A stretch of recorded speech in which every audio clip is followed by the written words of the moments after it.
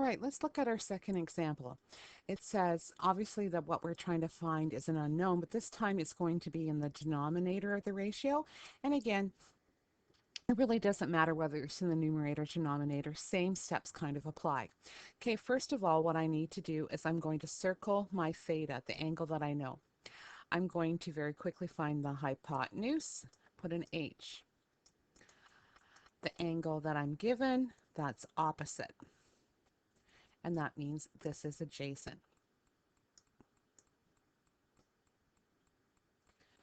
Okay, so this time, what one am I going to use?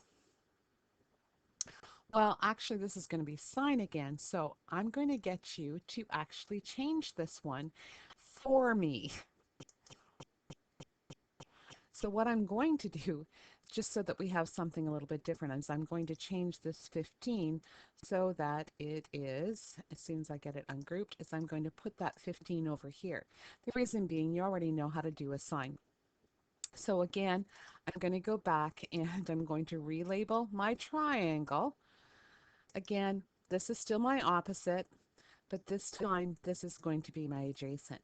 Now the reason I chose different, because if I write SOHCAHTOA, like I did in the previous example, so up you get here, pen up you go, here we are. So if I write down SOHCAHTOA exactly the same way as I did in the last example, and underline what I'm given, which is adjacent, and what I'm trying to find, which is hypotenuse, you can see that what the one that has 2 underlined is this one. So it's going to be cos. So I'm going to write down the cos formula. So cos of a theta equals adjacent over hypotenuse. Now it's a matter of substituting what we know. So we know cos of 33 degrees. And remember, that is an actual number. So when I take that together, it actually is a number that I can calculate. Adjacent, which is 15, and this time my x is on the denominator. The same thing applies is I can put this over 1 and I can cross multiply. So I'm going to have x times the cos of 33 equals 1 times 15. Now remember, I'm after to get x by itself. So the only way I can get x by itself is to divide both sides by the cos of 33. So when I do that, I end up with x by itself, and then I need to bring out my calculator again. So I am actually going to bring out the calculator, turn it back on, and so I'm going to do 15 divided by the cos of 33 degrees. When I do that, I end up with 17.885. Now to one decimal place, it would be 17.9. So that's what I'm going to write down as my answer. As soon as my pen comes into this, so 17.9. And one thing that I didn't do in the last question, I didn't put the units. This is in centimeters, so I should put this in centimeters as well, in order for the teacher to give me full marks. Okay, let's look at the final example. Now this example is a word question, and sometimes word questions are a little bit harder because we have to come up with the actual picture. So we have the angle of depression, we have to figure out what that is, from a helicopter to a forest fire is 15 degrees. If the helicopter is flying towards the fire at an altitude of 900 meters, how far is it from being directly over the fire? Okay, so obviously we're looking at trigonometry, so we have to have a triangle somewhere. You can see that first of all, I have my helicopter and my forest fire. Okay, obviously the helicopter is in the air, and if the helicopter was not going to actually just go to the fire, was actually going to just keep on driving, what would happen is the helicopter would keep on going straight across. Okay, so that is like my horizontal distance. But we know that this helicopter is actually coming towards the fire. Okay, so how do we make our triangle?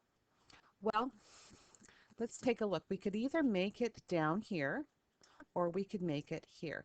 And it doesn't really matter how you make your right angle triangle, whether it's from here or here. It's actually easier, I'll be honest, it's actually easier this way. But as I said, it will work either way. So what we've created is we have created a 90-degree triangle. Okay, that's supposed to be a 90-degree angle. And let's look at the other pieces of information. They tell us the angle of depression to the forest fire is 15 degrees. So what does it mean by angle of depression? It means that from the horizontal, so if we kept on looking straight out, the depression is looking down. Okay, so that is what we're looking at here. It's this location here. I'm going to change this so it's not as thick. So it's this location here, and it is the what is 15 degrees. And that is too crappy. I can't even see that. What I'm going to do is I'm actually going to make my diagram just a little bit larger. I'm just going to group it so that we can have a closer look at it. So here it is. It's close up. So what we have then, going back to our question, is we have the angle of depression 15 degrees. So we're going to put 15 into here. And we still don't have enough information at the moment. If the helicopter is flying towards the fire at an altitude of 900 meters. So altitude is the height from the ground up if you were actually in a helicopter or a plane for that matter. So it's this location here that is 900 meters. And they're asking how far is it from being directly over the fire? So it's flying down towards the fire. So they want us to know what this is here. Okay. Actually, I disagree with myself. Sorry about that. Being directly over the fire. I don't know why you would want to be directly over the fire, because that would be, if I was driving this way, it would be here. But in most cases, they would be going straight to the fire. But if we look at being directly over the fire, so we'll look at that. So if you notice, even I questioned myself about what did the words actually mean. So directly over the fire would be here. Going directly to the fire would be the hypotenuse. Okay, so now we have our diagram. We're pretty sure that it's correct. So now it's a matter of following the steps that we did before. So the first thing we're going to do is we're going to circle the angle we have. So directly across from it is the opposite side. Across from the right angle is the hypotenuse, which means that this is the adjacent.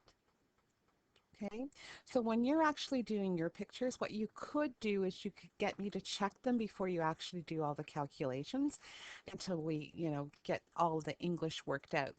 Okay, so I don't know what I'm supposed to use, whether I'm supposed to use so, ka, or toa.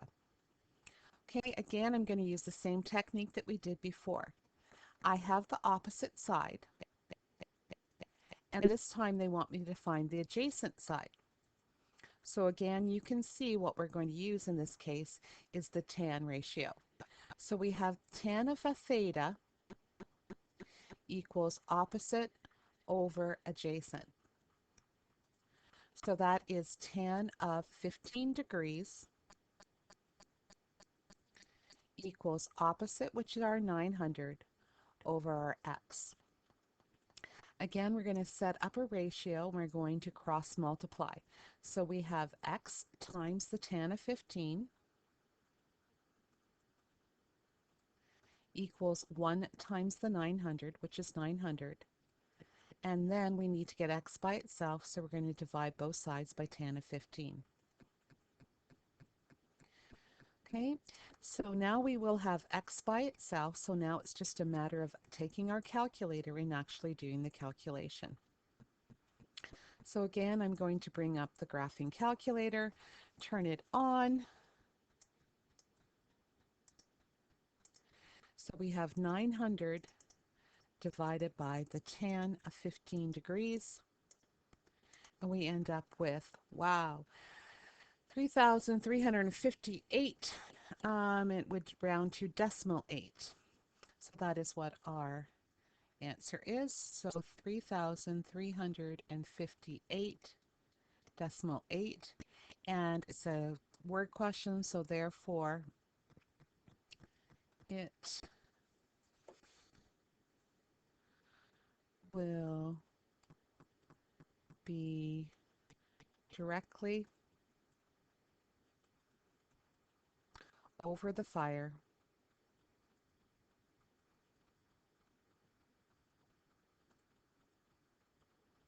at 3,358.8 meters, which if we wanted to change to kilometers would be approximately 3.36 kilometers.